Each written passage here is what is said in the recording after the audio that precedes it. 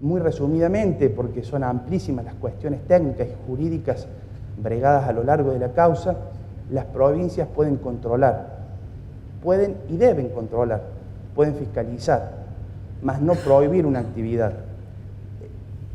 Para hacer un repaso muy rápido, porque no es el tema de esta ponencia, el texto de Córdoba que debimos enfrentar estaba anclado principalmente en un articulado en el que prohíbe la actividad metalífera a cielo abierto con el empleo de determinadas sustancias, establece supuestos de caducidad, materia que es propia y exclusiva del Código de Minería, cuyo dictado se corresponde al Congreso de la Nación, así como también la vaguedad, ambigüedad que presenta el texto, con carencias de semántica, sintaxis y de morfología, hicieron que estuvieran dadas todas las condiciones para criticar la constitucionalidad. A su vez, en el artículo 3 existe una modificación de legislación nacional, una cuestión de reenvío en materia constitucional. Este fue el texto que debimos enfrentar y apelar ante la Corte. En la provincia de Mendoza, en diciembre de 2016, la Corte mendocina dictó un fallo plenario. En Mendoza se dio la particularidad que en vez de ir todas las empresas en una misma causa, incoaron los reclamos de inconstitucionalidad en forma individual. En total fueron 11 empresas. La Corte mendocina, por un criterio que decidió, emite un fallo plenario en el cual sienta las bases respecto de la opinión que tenía a la Ley 77/22. Obviamente fue un fallo que advertía un retroceso, que advertía un fallo negativo, como lo fue en abril de este año, que la Corte saca los fallos individuales a cada una de las empresas, ratificando la constitucionalidad de la Ley 77/22. Me tocó asesorar a uno de los actores que decidió no apelar por cuestiones internas. Sé que existen 4 o 5 empresas que han apelado, entre ellas, si no tengo mala información, no es certera, la empresa Yamana apeló, y bueno, ahora va a seguir el mismo proceso que de Córdoba, hasta que se expidan no creo que la Corte mendocina haga lugar al planteo del recurso extraordinario de Mendoza, y me atrevo a imaginar que van a tener que ir en recurso de queja por ante la Corte Suprema. Es un texto similar al de la provincia de Córdoba, donde en su primer articulado se establece la prohibición del empleo de determinadas sustancias para la actividad metalífera a cielo abierto.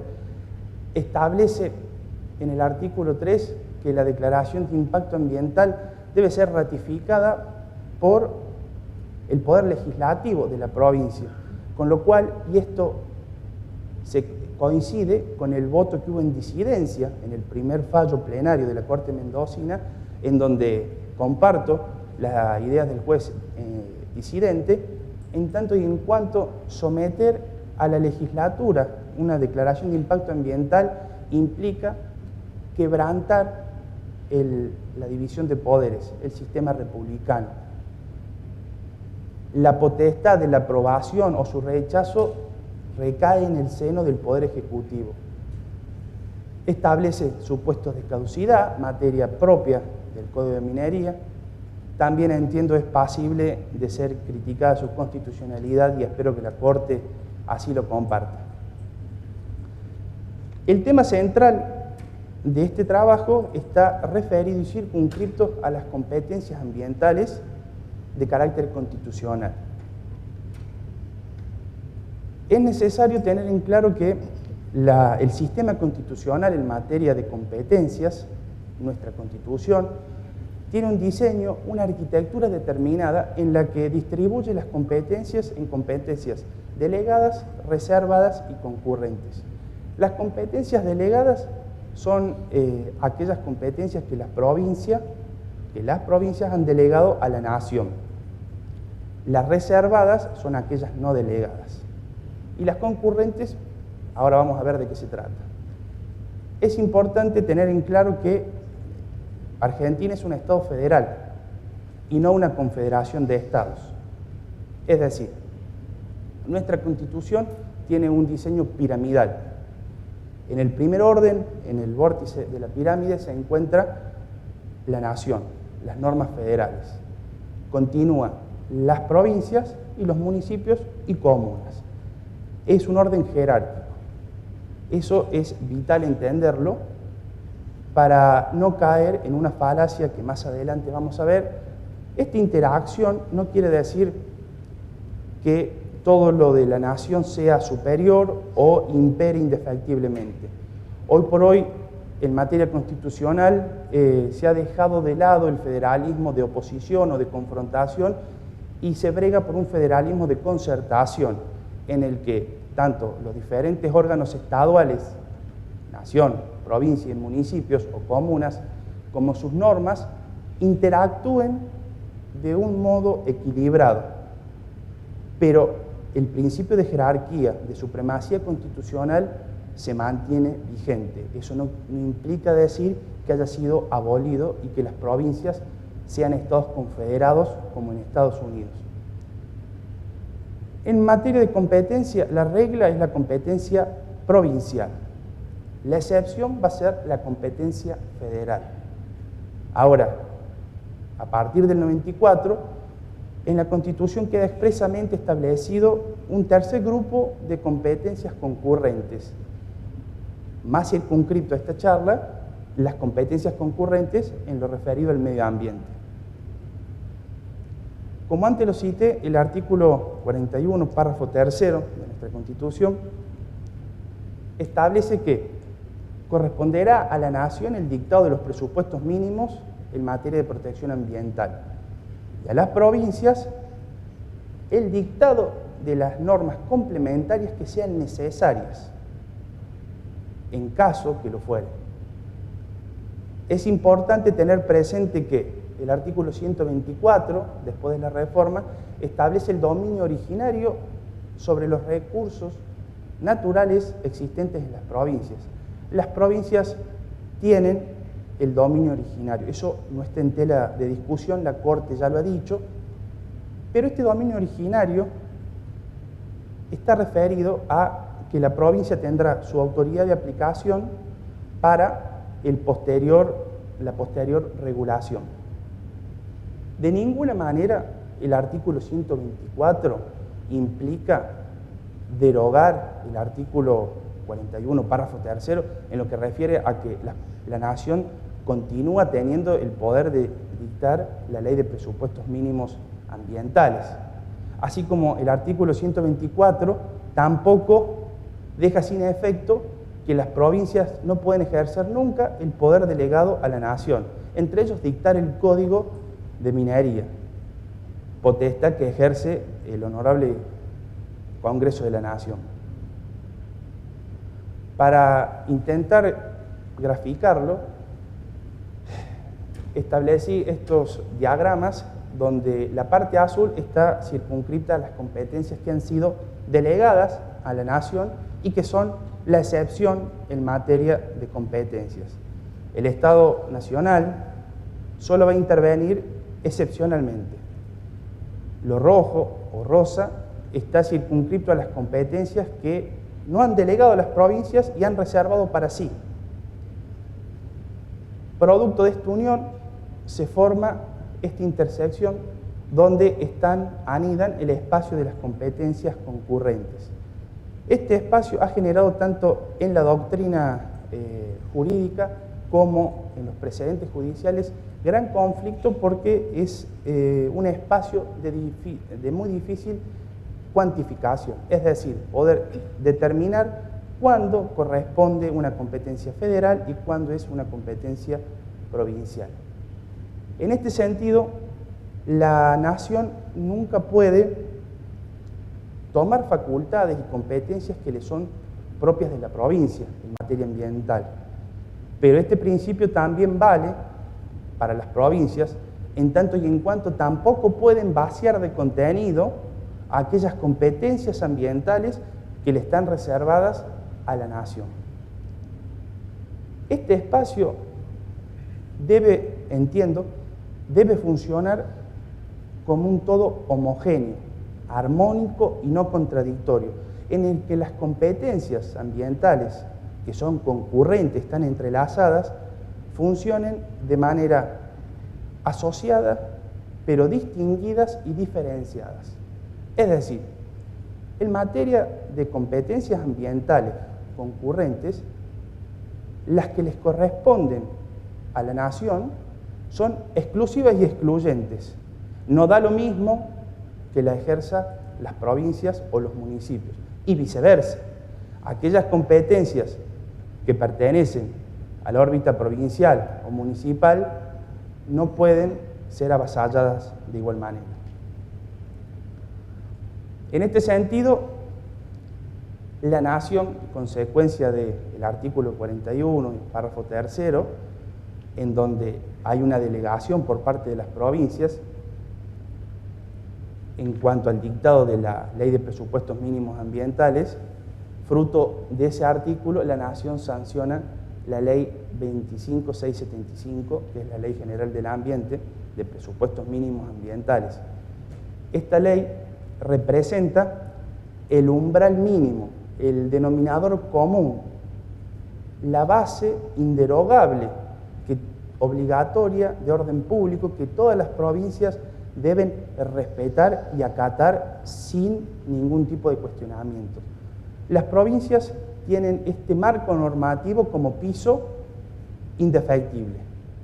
Las provincias pueden legislar estableciendo mayores requisitos, recaudos de carácter proteccionista para el ambiente. Nunca van a poder legislar por debajo de estos presupuestos mínimos ambientales, pero tampoco en contra. Y quiero que tengan presente ese dato porque estas leyes legislan en contra de la Ley General del Ambiente, entre otros cuestionamientos. Respecto de las provincias, les corresponde el dictado de la normativa complementaria que se desprendía del artículo 41, párrafo tercero. Esta normativa complementaria no significa que la provincia esté siempre obligada a dictar normas de carácter ambiental, sino cuando sea necesario. Las mismas tienen un carácter de relleno o maximizador, es decir, las provincias pueden establecer mayores recaudos donde, por ejemplo, la nación no haya establecido un procedimiento administrativo para un estudio de impacto ambiental, para determinado tipo de actividad industrial, la provincia lo puede hacer. La provincia puede establecer mayores recaudos protectorios, maximizando, ampliando los niveles de exigencia. Es decir, y es mi opinión, mi tesis, el derecho que pueden establecer las provincias respecto al medio ambiente es derecho de carácter adjetivo, de carácter formal, procesal. Contrariamente a lo que sostiene gran parte de la doctrina en materia constitucional ambiental, que sostiene la pluralidad jerárquica sustantiva. ¿Qué quiere decir esto? Quienes ascriben esta tesis sostienen que las provincias van a poder dictar normativa de fondo, derecho sustantivo, como si fuera el Código Civil, a eso se refiere con materia sustantiva. Las provincias van a poder dictar derecho de fondo en aras a la protección del ambiente cuando la finalidad no sea regular el recurso mineral. Ahora bien, sostengo que esta tesis debe ser desechada porque es una caja de Pandora. Pone en riesgo la arquitectura constitucional. Los adscriptos a esta tesis entienden, como lo acabo de decir, la posibilidad del dictado de una norma para proteger al medio ambiente de carácter sustantivo, de fondo, siempre y cuando no regule el recurso mineral. A mí me cuesta mucho imaginar, y lo he intentado, un ejemplo en el que una regulación ambiental de fondo que establezca un derecho o quite un derecho para proteger el ambiente no impacte directamente sobre el recurso natural, en este caso el recurso minerales. Si a alguien se le ocurre un ejemplo, pero es inmanente, porque el medio ambiente está compuesto, y perdón que no sea estrictamente un concepto técnico de las ciencias naturales, pero de los recursos naturales. Entonces, cualquier regulación sobre el agua, el aire, el suelo, los minerales, terminan regulando materia de fondo, materia de código civil, código de minería, código penal. Es decir, observo un gran riesgo en que las provincias puedan decir, en aras a la protección del medio ambiente, puedo establecer nuevos derechos, establecer nuevos supuestos de caducidad, prohibir actividades, porque allí se está desnaturalizando todo el sistema de competencias. Es muy gravoso porque las provincias, como vamos a ver más adelante, tienen todas las facultades, y lo deben hacer, para controlar, para materializar el poder de policía. Y legislación de carácter prohibitivo hacen que sean inviables. La prohibición debe ser entendida como una sanción administrativa ante el empresario, ante quien contamina. Hay diferentes instrumentos, sanciones administrativas, delitos penales, denuncias penales en consecuencia. Entonces, me parece que sobre pretexto de la protección al medio ambiente, el legislador provincial quedaría habilitado a dictar nuevos códigos de minería, nuevo código de Código Civil y Comercial, un nuevo código penal, porque poniendo en la antesala, no, porque para proteger al medio ambiente quiero modificar resoluciones administrativas de edificación. Lamentablemente entiendo que es un gran riesgo esta tesis que hoy por hoy es la tesis mayoritaria. Las provincias tienen la solución en sus manos, según mi visión, y está circunscripta a la materialización del poder de policía en materia ambiental, que se puede observar bifronte, tiene un doble carácter. En su carácter legiferante, las provincias pueden emitir normativa de índole procesal, de índole administrativa, controlando, exigiendo mayores recaudos, pero nunca prohibiendo, pues en su segunda cara, las provincias pueden ejercer el poder de policía en materia ambiental en su carácter administrativo, ejecutivo, es decir, controlando, sancionando, haciendo las denuncias penales que correspondan. Tanto la Ley 7722 de Mendoza como la 9526 de la provincia de Córdoba, más sus precedentes judiciales, que hoy por hoy se encuentran apelados ante la Corte Suprema, desconocen todo el sistema de competencias constitucionales. Según mi postura, toman esa última parte del artículo 41, párrafo tercero, y sostienen que bajo el dictado, el supuesto dictado de normas complementarias en materia ambiental, van más allá. Llegan a modificar el Código Civil, el Código de Minería, es decir, es muy complicado tener una provincia que conciba esto de otra manera. Es importante entender, porque los fallos han dejado una expresión muy negativa, que en nuestra Constitución, en nuestro país, no están reconocidos los derechos absolutos. Ningún derecho es absoluto, ni el derecho a la vida. Ustedes imagínense en el caso típico de defensa legítima, cuando la víctima, en ejercicio de legítima defensa, mata a su agresor. Bueno, el ambiente tampoco es un derecho absoluto. ¿Y por qué remarco esto? Porque los precedentes judiciales de Córdoba, del Tribunal Superior de la provincia de Córdoba y la Corte Mendocina, establecen al medio ambiente, y lo afirman, como un bien colectivo de carácter supremo. Y ello es una expresión desafortunada, es poco feliz, porque el medio ambiente convive con la raza humana. La raza humana desde hace milenios viene progresando, desarrollando el estado de la técnica, los conocimientos se van acumulando salvo que lleguemos a un consenso social en frenar todo tipo de desarrollo, pero bueno, no me quiero adentrar en cuestiones sociales o sociológicas, pero lo importante es entender que ni el medio ambiente es un derecho absoluto, por supuesto, es un derecho colectivo muy importante porque de la conservación del medio ambiente depende la subsistencia de la raza humana, de las generaciones presentes y futuras, pero no puede ser empleado por las provincias como una antesala genérica para dictar leyes de cualquier tipo, como lo ha hecho en materia minera con toda la legislación antiminera. Claro está que en materia de ejercicio de derechos, los derechos, y está establecido en nuestra Constitución, pueden ser reglamentados, limitados, bajo un marco de razonabilidad. Es decir, son inconstitucionales las leyes que prohíben a la minería en la forma en que lo hace toda la legislación antecitada, así como también sería carente de toda razonabilidad que una provincia, supongamos, pero quiero graficar algo, un ejemplo muy extremo, para la actividad minera de sustancias de la tercera categoría estableciera un informe de impacto ambiental diario o semanal.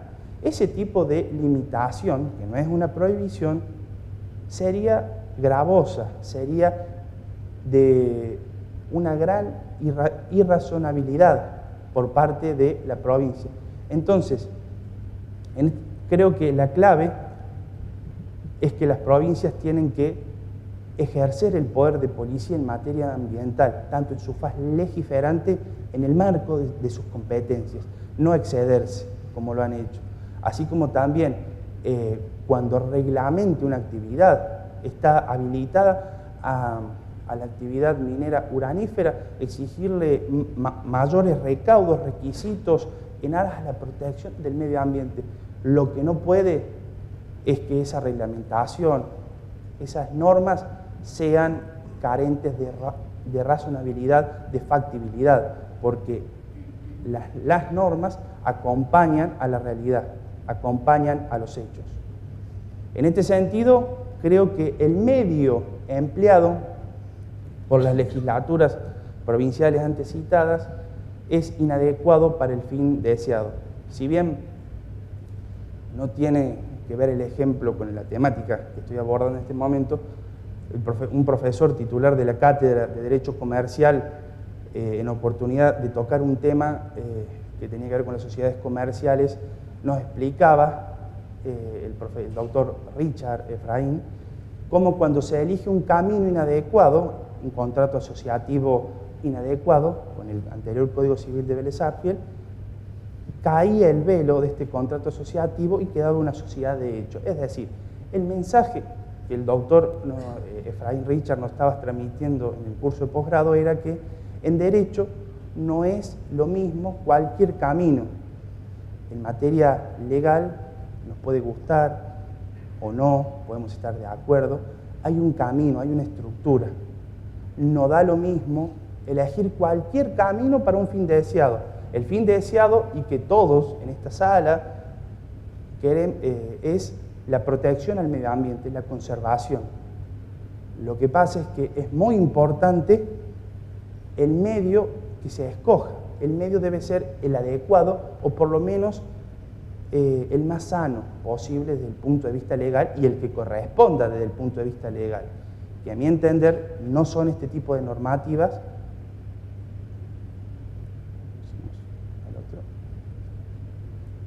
Es decir,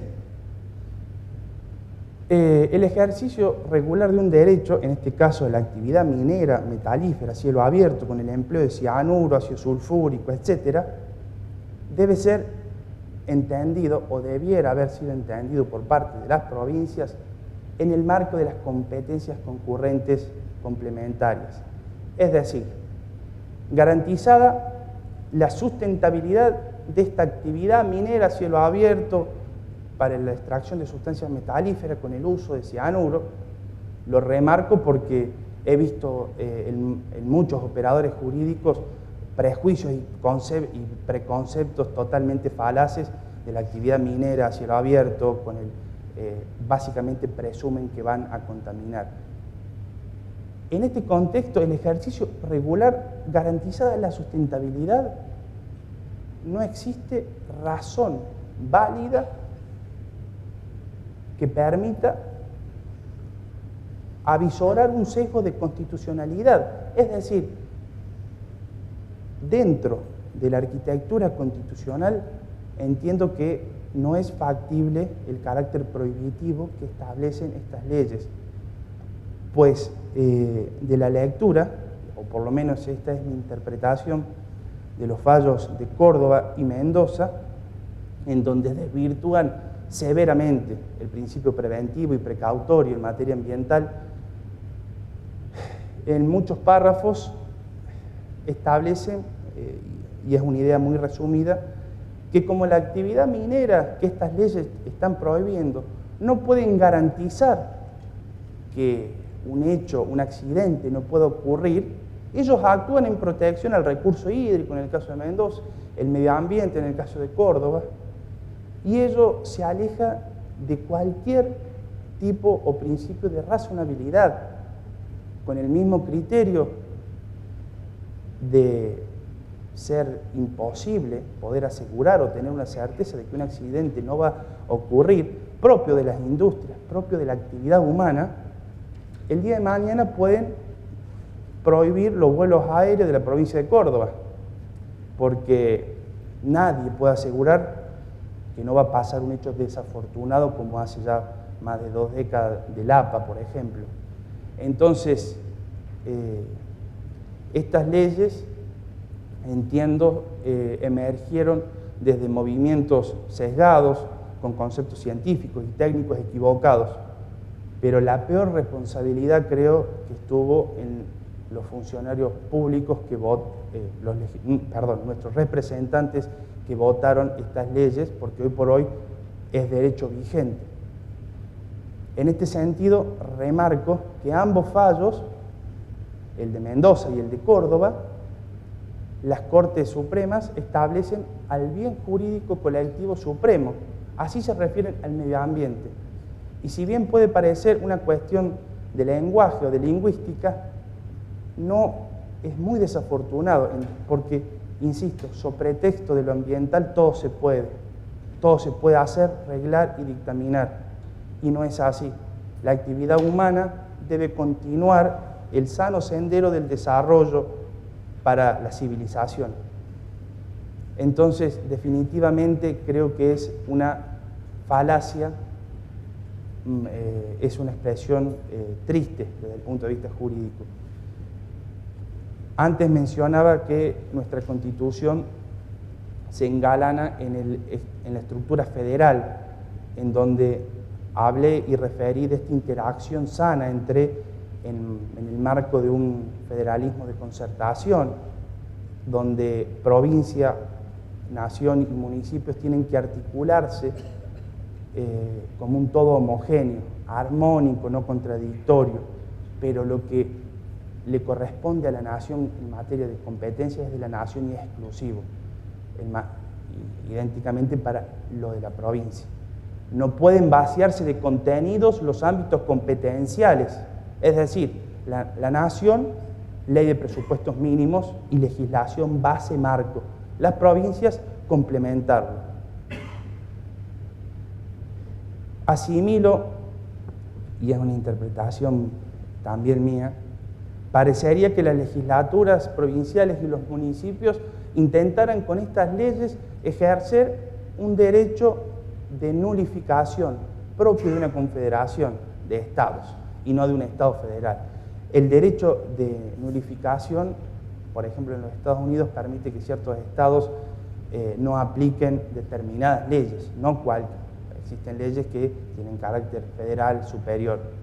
Entonces, las provincias parecerían que aquello que el Código de Minería no prohibió, las provincias lo pueden hacer, sobre pretexto de la protección al medio ambiente. Y no es así, por lo menos desde mi posición. En este sentido, con la reforma constitucional de 1994 se abre el Código de Minería y debe ser sanamente homologado con lo que dispone el artículo 41. Es decir, el Código de Minería debe contemplar aquella legislación provincial que lo complemente, pero este es el término, complementariedad. No implica un rango de igualdad. Las provincias pueden, en determinado parte del proceso minero que esté previsto en el Código de Minería, pues es un código de fondo y de forma, ya que establece el derecho y el procedimiento. Las provincias pueden establecer determinados requisitos formales, mayores controles, exigencias. El Código de Minería también debe adaptarse y en su título 13º, si no me equivoco, sección 2, cuando habla de la protección al medio ambiente, establece artículos referidos a la mayor conservación y preservación del medio ambiente, que las provincias, si entienden establecer mayores requisitos, los pueden hacer. En relación a los proyectos mineros y a la inseguridad jurídica, tener esta legislación a lo largo de gran parte de la cordillera definitivamente ha afectado a muchas empresas que se han ido, empresas brasileras, chilenas que estaban en Argentina y decidieron retirarse porque estaban en provincias como Mendoza. Este es un dato de público conocimiento. En lo que respecta a la actividad uranífera de la minería del uranio, que es con la minería que estoy en contacto la mayor parte del tiempo, estas leyes han restringido el mineral nuclear en forma indebida. Pero además, la gravedad de esta materia es que han intervenido con cuestiones de interés público, de orden público económico, porque se afecta la matriz energética, se afecta la actividad nuclear en su fase primaria. Tenemos la posibilidad de establecer el ciclo del combustible en todos sus eslabones y tenemos una gran complejidad en el primer eslabón, la fase primaria, en la actividad minera del uranio. Estas leyes parecen desconocer la cláusula de desarrollo y progreso que la Constitución prevé, donde es tan simple como esas palabras, que la sociedad avance en sus conocimientos, preservando el medio ambiente, porque es el ecosistema en el cual vivimos y depende de la subsistencia de la raza. No hacen caso omiso al desarrollo sustentable, porque parecería que sustentabilidad y desarrollo son antónimos, cuando deberían ser hermanados, como el concepto que ya ha sido aceptado a nivel internacional de desarrollo sustentable. No hay ni el más efímero análisis del estado de la técnica actual en materia minera, de sustancias metalíferas, con el empleo de las sustancias que prohíben, de la normativa internacional mucho menos. Entonces, son textos legales, textos legislativos, sancionados con muchas falencias, con muchas incongruencias, sin tener en cuenta el contexto constitucional y de allí los efectos negativos. En este cuadro quise simplemente resumir todo lo conversado hasta este momento, en donde tenemos el fallo Semincor y el fallo Minera del Oeste, Ley 9526, Ley 7722, en donde hice esto como un ejercicio para ver qué vicios compartían, y prácticamente comparten todos los vicios. Desnaturalizan el sistema de competencias en materia ambiental, hacen caso omiso al estado de la técnica, vulneran el derecho a la propiedad, de la industria lícita, de la actividad lícita, del derecho a trabajar, el principio de igualdad, de razonabilidad, emplean el caso Bilibar de la provincia de Chubut por la ley 5001, y esto es de una gravedad institucional supina, porque le hacen decir a la Corte Suprema algo que la Corte no dice en el caso Bilibar. Y es algo muy grave. La presunción de que la actividad minera metalífera a cielo abierto con el empleo de determinadas sustancias químicas sí o sí contamina. Es una presunción iure de iure, que no admite prueba en contrario.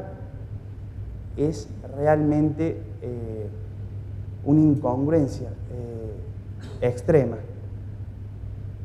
Algo para destacar, bueno, el fallo de Mendoza tiene un voto en disidencia en el que básicamente se recalca el quebrantamiento del principio de la igualdad ante la ley, porque por el empleo de determinadas sustancias químicas no ha sido prohibido en otras actividades industriales, así como también ese voto en disidencia que establece ahora sí, ya se me vino. El quebrantamiento al principio republicano, porque entiende que la legislatura no tiene por qué ratificar, por ser esta una atribución propia del órgano ejecutivo. ¿Y qué otra cosa para destacar? Básicamente este es un resumen comparativo de lo que ya hemos hablado, de lo que he hablado, perdón. ¿Cuál es la conclusión? Creo que estas leyes han desbaratado, han tirado por la borda, han excedido sus competencias y han desoído las competencias concurrentes en materia ambiental. No reconocen los límites federales, vulneran el principio de congruencia, de igualdad ante la ley, interfieren con la matriz energética, interfieren con el ciclo del combustible nuclear, entienden lamentablemente como antónimos sustentabilidad y desarrollo, no hermanan el concepto o parecen haber disociado el concepto de desarrollo sustentables. No estamos en una confederación de estados, una provincia no puede suprimir determinada ley federal. Por ejemplo, a través de una prohibición para este tipo de actividades se legisla en contra de la Ley General del Ambiente. Cuando prohíben una actividad, le están prohibiendo lo que para el imputado en materia penal es su derecho de defensa. Le prohíben la presentación de la factibilidad, el estudio de impacto ambiental. Como son actividades prohibidas, no devienen abstracto. Y esa posibilidad la da la Ley General del Ambiente, cuando establece en artículos 11, 12, 13 y 14, en materia de estudio de impacto ambiental, la posibilidad de que toda actividad, sin excluir si es minera, si es agroindustria, si es con el empleo de sustancias químicas determinadas, puede presentar un estudio de impacto ambiental. Entonces, de allí es que cae el planteo que hacen estas legislaciones antimineras.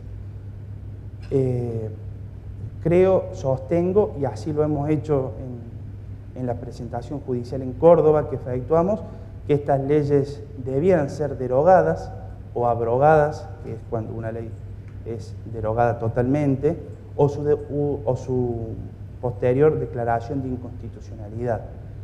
Creo que por lo menos esta es la posición que hemos sostenido desde Córdoba, que venimos luchando incansablemente porque, amén de la empatía por la actividad minera, creo que técnicamente, desde el punto de vista jurídico, estas leyes son inconstitucionales, quebrantan preceptos que son pilares dentro de la Constitución Nacional.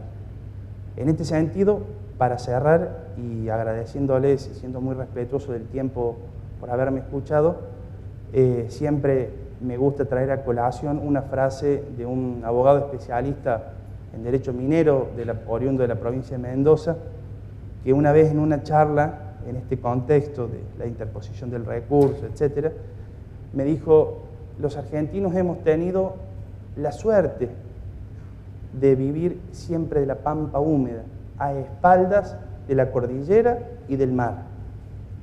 En este sentido, me gusta agregar que mi deseo y mi planteamiento es, bueno, comenzar a mirar a la pampa húmeda, al mar, por la política pesquera, pero también a nuestra cordillera. Creo en una actividad minera sustentable, que es totalmente factible con el debido contralor y fiscalización por parte de las provincias, quienes están en pleno uso de sus facultades y están obligadas a ejercer el poder de policía en materia ambiental. Estos fallos se olvidan, y siguiendo tu línea, es de que hay un bien jurídico protegido, que es el hombre, la persona humana.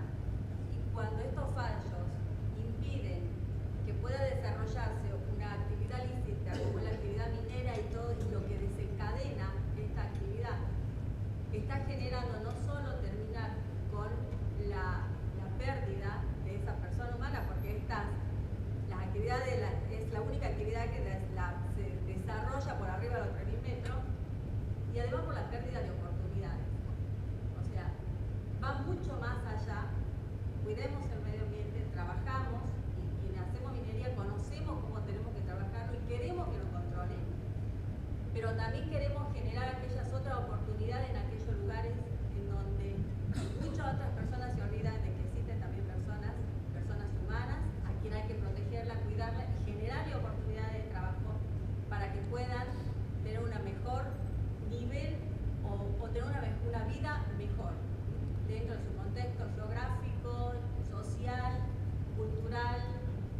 Sí, comparto en principio que esto, en materia de cuestión social y política, da para mucho más. Intenté circunscribir al análisis jurídico. Comparto su idea y sus expresiones de desarrollo, de oportunidades, etc. Eso tiene que ver con cuestiones políticas y sociales que a lo mejor evité adentrarme por circunscribir el trabajo a una cuestión jurídica, pero en principio comparto la idea de dar oportunidades. Creo que la clave, las provincias tenían pero absolutamente las posibilidades y las herramientas jurídicas y desde el Estado para controlar. No había necesidad, es una opinión, del dictado de esta normativa, aún en las zonas donde no hay expectativa de que sean de explotaciones mineras metalíferas. ¿Por qué? Legislar por legislar o por determinadas circunstancias políticas y sociales luego acarrean efectos sociales. Por ejemplo, la provincia de Río Negro y de La Rioja se establecieron leyes antimineras que prohibían en diferentes términos, pero más o menos similares, la actividad minera metalífera, etc. Esas leyes fueron derogadas. Hoy por hoy existe todavía matices sociales que son muy complicadas para la actividad. En particular, bueno, tenemos alguna experiencia en provincias donde intentamos trabajar y la licencia social es muy importante. Pero bueno, eso creo que tiene que ver con la elaboración de políticas públicas, tanto de la provincia, del Estado federal, que coordinen entre sí para conseguir esta licencia social. Mariano, una pregunta. Primero, destacar que el fallo de la 7722 fue posterior, poco tiempo después del derrame de Veladero y de la masiva engaño a la sociedad creyendo que el agua estaba contaminada en Hachar producto de eso. La pregunta es, sobre lo último que destacaste, ¿quién y cómo se debe hacer frente a los fallos judiciales que carecen de rigor científico? Perdón, repetime. ¿Quién, qué entidad o quiénes y de qué manera deberían hacer frente a los fallos que carecen de rigor científico? En principio, ante la justicia. O sea, hay que agotar la instancia hasta la Corte Suprema por los precedentes que han ido, y depende del planteamiento que se le haya dado en la causa a la carencia del rigor científico. En la causa de Córdoba, yo intervine puntualmente en el recurso extraordinario y después en el recurso directo en la queja, no así en la primera parte que se sustanció la acción declarativa de certeza con el pedido de inconstitucionalidad, y allí cuando hice analizar la prueba brindada por el perito oficial, un geólogo, por colegas de ustedes, realmente era bastante deficiente y producía incluso afirmaciones ideológicas en un dictamen pericial. Entonces eso debió ser cuestionado en su oportunidad. Eso depende cómo se plantee, si es por una sanción, hay una confrontación de dictamen en instancia administrativa, si en una instancia judicial hay que apegarse a los procedimientos administrativos, agotar la instancia administrativa, ir ante la justicia provincial, federal, según corresponda, y agotar en principio la vía de la justicia. No sé si ibas a eso. Ahora, me llama la atención que frente a otras leyes u otras actitudes, las universidades, distintas instituciones salen a reclamar y a decir que no está bien hacerlo y dando argumentos. Y frente a esta ley, donde hay jueces que confunden uranio con mercurio y los procesos, ninguna institución ni universidad pública sale a decir nada. Son empresas privadas con interés económico, pero no con interés de conocer la verdad o la ciencia correcta. Entiendo y conozco parte de esa realidad, porque en Córdoba la universidad tiene tomada, la Universidad Nacional de Córdoba en su momento tomó una postura frente a la actividad, pero sobre ese tema tiene que haber una cuestión política y social. No me voy a expedir porque tendría que tomar posición sobre un aspecto no jurídico. Gracias. Yo quería poder hacer la pregunta, que usted hizo el comentario Sí, jocoso, pero voy a la pregunta. Extremista. Pero, ¿cómo son nuestros? No, pero entiendo el comentario. Sí, pero voy a la pregunta. La pregunta específica, que yo no entiendo bien, expresaste que estos dos casos están en lo que se llama recurso de queja. Solo quiero entender la prognosis de eso, cómo funciona, qué es lo que uno debe esperar. Me da mucho miedo, me imagino que nuevamente se reúne una Corte Suprema, son 3 o 4 personas que seguramente nada saben del tópico y nos vuelven a poner algo en contra. Explícanos un poquito cuál es la prognosis de eso, cómo funciona. Básicamente el estado es similar, no es el mismo porque el de Córdoba venimos un poco más avanzados, pero cuando iniciada la acción, sea una acción declarativa de certeza, un pedido de inconstitucionalidad o que se ha hecho en forma conjunta, ha acabado las instancias inferiores, se llegó a la instancia del máximo tribunal de Córdoba y de Mendoza. Al ser adversos esos fallos, la vía procesal que quedaba habilitada era el recurso extraordinario federal.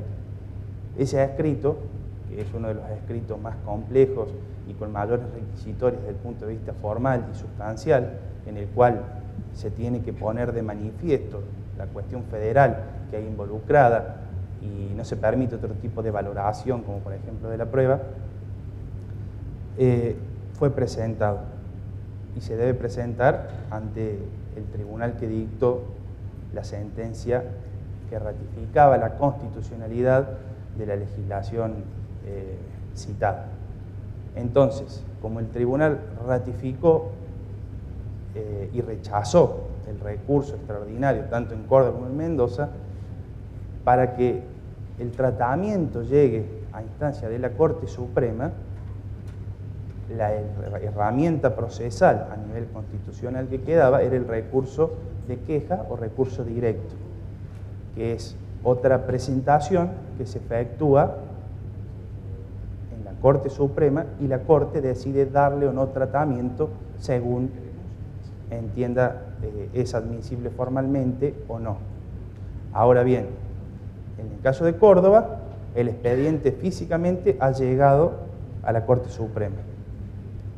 La Corte se abocará al correspondiente análisis. Primero tiene un tratamiento formal en el que examina que hayamos cumplimentado todos los recaudos formales y de entender que la cuestión federal se encuentra digna de ser tratada porque puede que quepa el planteamiento, se adentra al tratamiento de la cuestión de fondo. Es decir, la Corte en su momento dirá es constitucional o no es constitucional.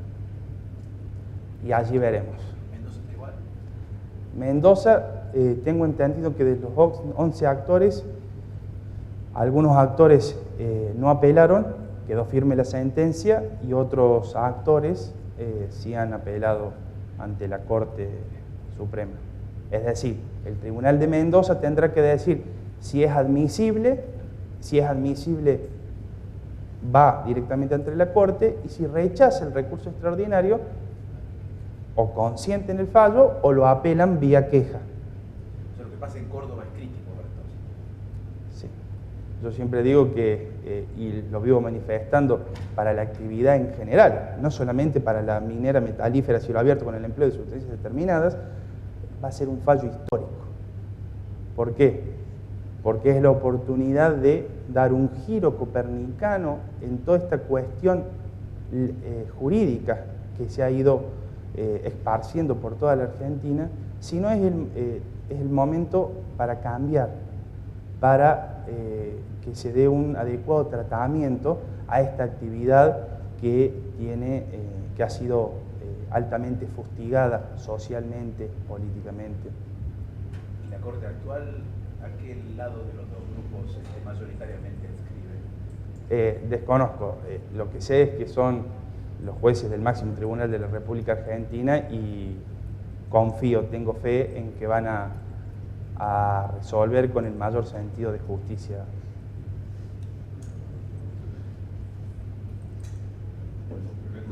Mariano, sí, por favor.